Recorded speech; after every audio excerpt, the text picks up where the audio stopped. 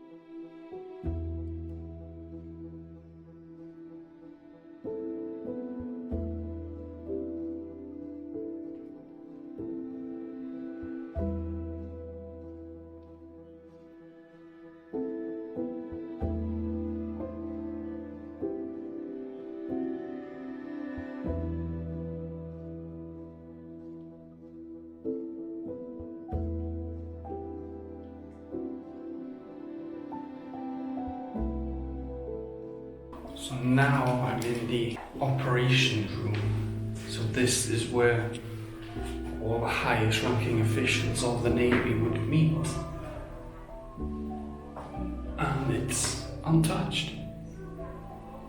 It's absolutely untouched. It's exactly as it was 75 years ago.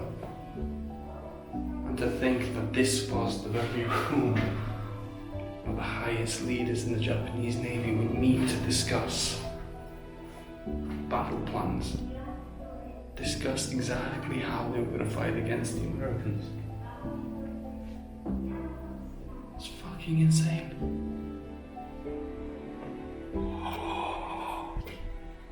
Look at this shit.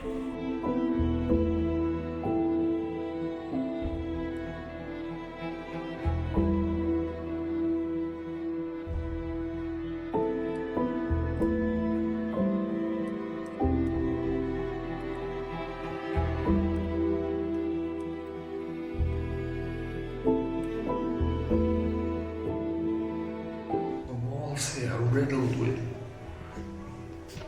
miniature markings all over the place. And then you find out that this is the room which some of the most significant leaders in the Navy committed suicide with a hand grenade. And that's what these marks on the walls are. It's the hand grenade going off. Holy fuck.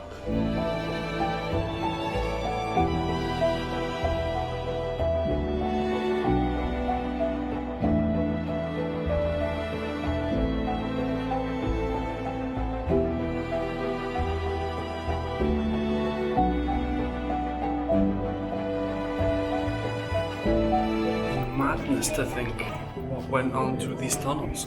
The bodies, people lying all the way across these passages.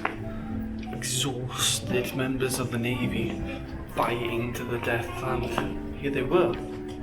But this really was the heart of the Japanese front.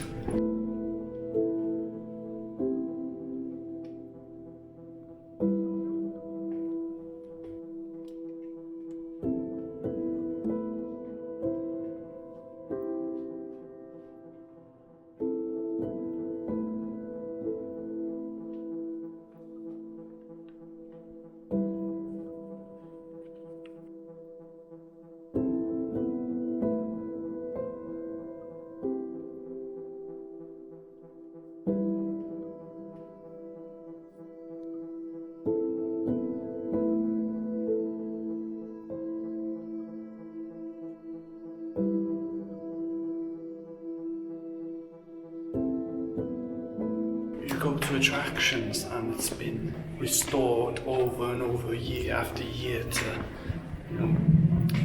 to keep it preserved in a way.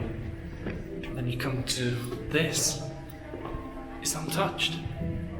It's completely and utterly untouched. It's exactly the way it was 75 years ago.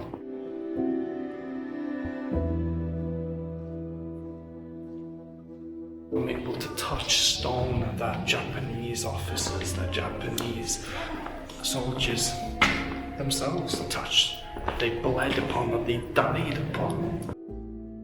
I have to put myself in the position of those soldiers to imagine running back and forth through these tunnels. It's madness.